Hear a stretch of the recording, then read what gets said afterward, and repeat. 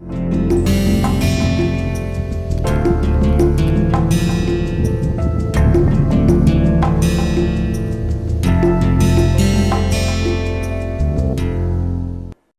back. We were discussing the mass and energy analysis of a control volume. Now we will take a couple of examples. We will take some devices and analyze the mass and energy balances and do some examples based on those devices. So let me just give an overview of what we have done until now. So mainly we have applied the conservation of mass principle and energy principle to the control volume. Now in this particular lecture we will solve some energy balance problem for the common steady state flow devices. Okay. So let me just illustrate the common engineering devices. A typical power plant such as a steam power plant contains turbine, compressor, heat exchangers and pump, and most of the normal conditions they are operated for a very long time, and thus you can assume that all these devices which are part of such a power plant such as turbine, compressor, they operate at steady flow conditions. Okay. So we will be using such an approximation because these devices operate at non-stop for months before the system gets shut down for maintenance. So for the case of analysis, it would be convenient if we can make use of steady flow assumptions for such devices. So this is an example General Electric turbine, okay, which has many different aspects of the device. So we will take these devices one by one and particularly apply mass balance and energy balance for these particular devices. So let me start with nozzles and diffusers. So nozzles and diffusers are commonly used jet, rocket, spacecraft and even common household purposes such as garden hoses. Okay. Nozzle and diffusers are kind of completely opposite. In case of nozzle, which is a device that increases the velocity of a fluid at the expense of pressure. What does it mean? It means that the velocity at the exit of a nozzle is extremely large compared to the inlet. Of course, in that case the pressure would be low here at the exit compared to the inlet. On the other hand, the diffuser is a device that increases the pressure of a fluid by slowing it down. So it is just opposite of a nozzle. Here of course the velocity at the exit is extremely small compared to the velocity at inlet. Okay. But the pressure here would be large, much larger at the exit here compared to the inlet. Okay. Let me just go through the basic energy and mass balances. So for the case of a nozzle and diffuser, you can start with again the basic energy balance concept. So this is your E in minus E out. Okay, we are using the rate expressions here, dE system by dt, and considering steady flow conditions, so you would be making this particular expression 0. Okay, so which in this case would mean that E in minus E out, or E in is equal to E out. Okay. Now what is E in here? E in would be your Q in if there is any heat provided to the system or to the control volume, plus W in plus summation of all the flow energies. So this would be your inlet and this should be your equal to Q out plus W out plus summation m theta outlet. Okay. Okay, considering that for the case of a nozzle and diffuser you will be having only one inlet and one outlet. So what about the heat Q and W? Now typically what we are going to assume that Q is going to be 0 and W is also 0. Okay. The reason for Q to be 0 is because the fluid does not spend a long time within the small diffuser or nozzle, and hence we will be considering that the significant heat transfer is not there. But there are exceptions such as your liquid propellant rocket where the diffuser itself is quite large and thus there will be some significant heat transfer. But for the sake of our understanding and the problems which we are going to deal with, we will be assuming Q to be 0. Okay, and similarly there is no involvement of work in this case for nozzle and diffuser. We will be also considering the change in the potential energy to be 0 Okay. And in that case, for the single stream, which would be the case for nozzle and diffuser, we can simply write m theta. This will be your inlet and this will be your outlet. Okay. Now considering single stream, you have m, and being your steady state flow, the m's of the inlet should be same as outlet. This should be equal to S2 plus V2 square plus GZ. Okay, so this will be 1 here, and then we will be assuming this delta P is 0, that is what we said here. So this will be negligible for most of the cases. Okay. So what we have is that your H1 plus V1 square by 2 is equal to S2 plus V2 square by 2, and the reason is that M1 is equal to M2 for the streams which we are going to consider, let us say for the case of nozzle. So you have here 1 and you have here 2. For the case of steady flow, your M1 should be same as M2 here. Okay. So this is our basic energy balance for nozzle, and we can make use of this analysis for a specific example. So let us take that example. This is a case of a diffuser for jet engine. So what we have here is the air which is at 10 degrees Celsius and 80 kilopascal enters the diffuser. Okay. So this is your 10 degrees Celsius and 80 kilopascal, and with a velocity of 200 meter per second, that is air which enters the diffuser of a jet engine steadily with a velocity of 200 meter per second. The inlet area of the diffuser is given, that is this area is given, so which is 0.4 meter square. The air leaves the diffuser with a velocity that is very small compared to the inlet velocity, which essentially means that V2 is negligible. So what we have to determine is the mass flow rate of the air and the temperature of the air leaving the diffuser. So this is the problem for based on the diffuser. So what we are going to do is we are going to make approximation that this is a steady flow device. So this steady flow is an approximation which we are going to make. The second thing is that can we model air as ideal gas? Typically gas behaves like ideal gas at very high. So gas at high T or low P compared to with respect to Tc and Pc can be considered as an ideal gas. So for the case of air, Tc is around 132.41 Kelvin and Pc is 37.25 atmosphere.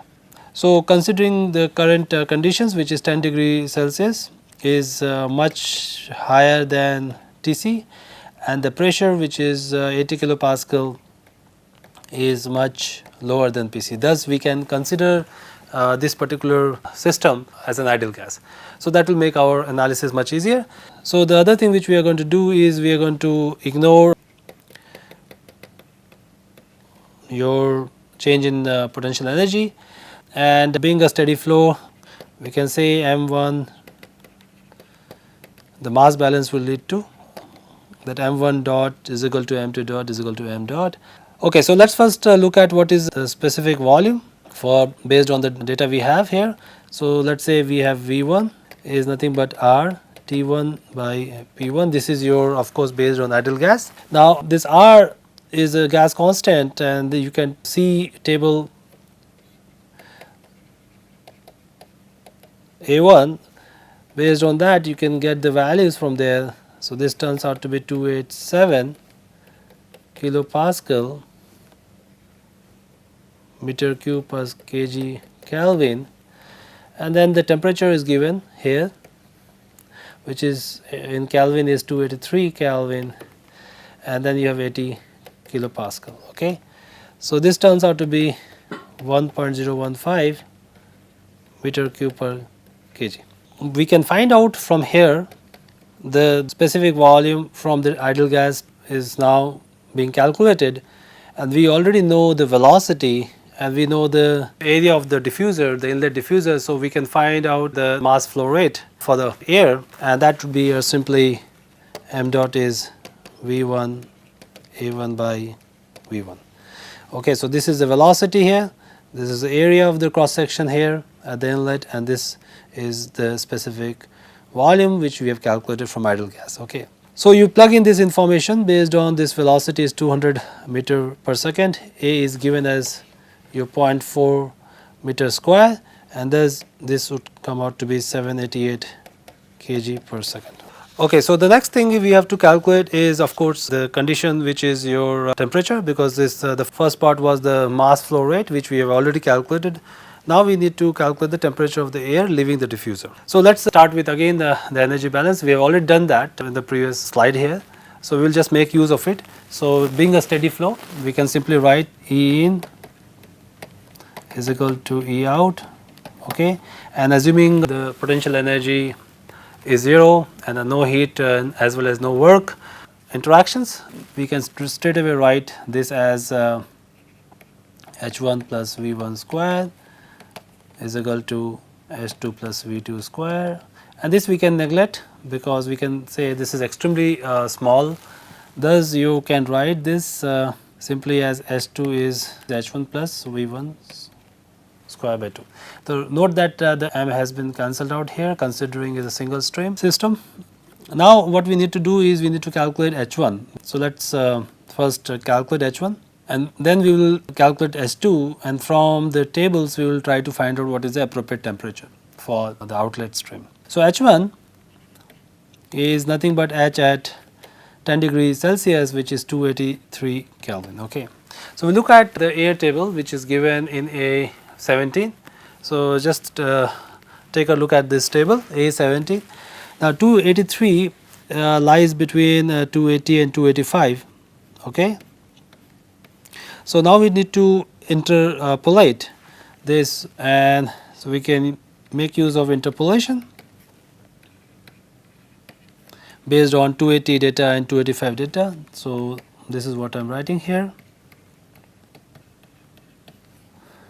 So this would be your H of at 285 minus H at 280, and this is 285 minus 280.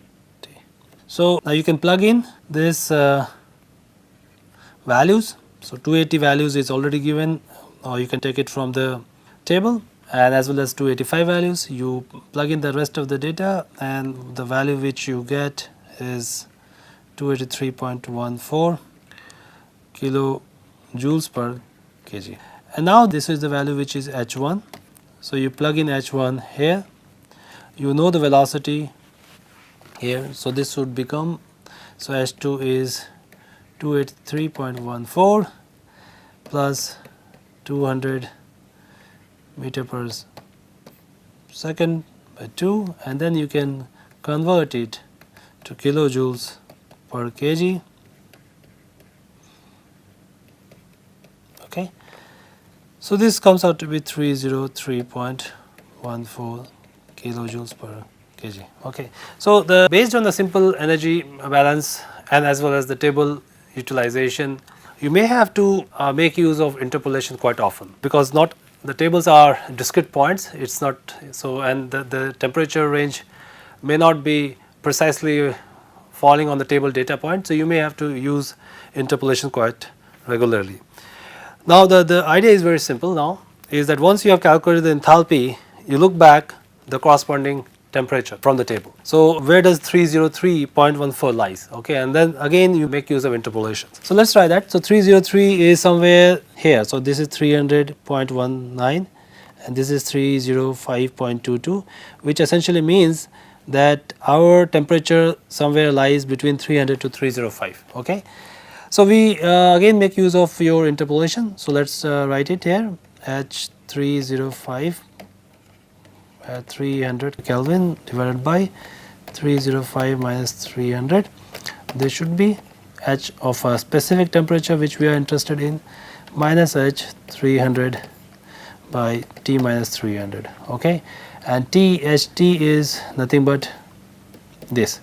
Okay, so you place this as T by 303.14, and thus you can get your T as 303 Kelvin. Okay, so this is the temperature of the outlet or temperature of the air which leaves the diffuser, and so what would be your delta T in this case? So, delta T would be 303 minus 283 Kelvin. So, this is your 20 Kelvin or 20 degrees Celsius.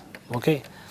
And so, there is an increase in the temperature at the outlet condition, and the reason being is that your kinetic energy of the air gets converted to the internal energy and raising the temperature of the overall air. So, let us now take a look at a different device. Okay, so we have discussed diffuser and nozzles. Now, we are going to discuss turbine and compressor. Turbine we have already looked at a bit in the early stage of this course. Basically, the purpose of the turbine is it drives the electric generator in steam, gas or hydroelectric power plants.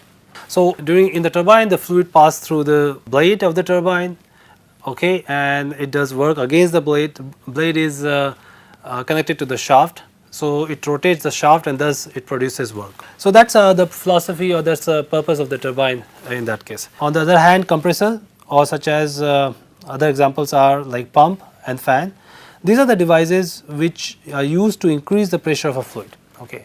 Now, turbine produces work. On the other hand, compressor, pump and fan requires work, and so there is a work input for the case of compressors, pumps and fan, and for the case of turbine there is a work output. So, thus your work is supplied to compressors, pumps and fan from an external source through a rotating shaft.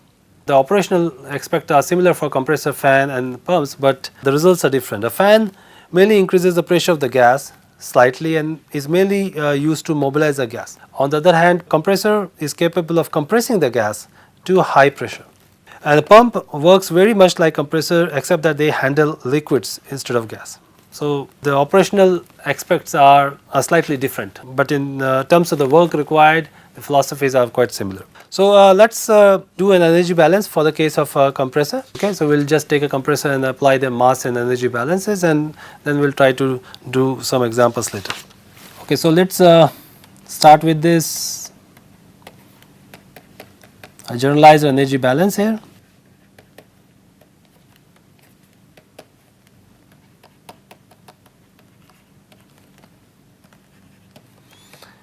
Okay, so we will consider this to be 0 because again the compressor will be considered a steady flow device. Let us say you have this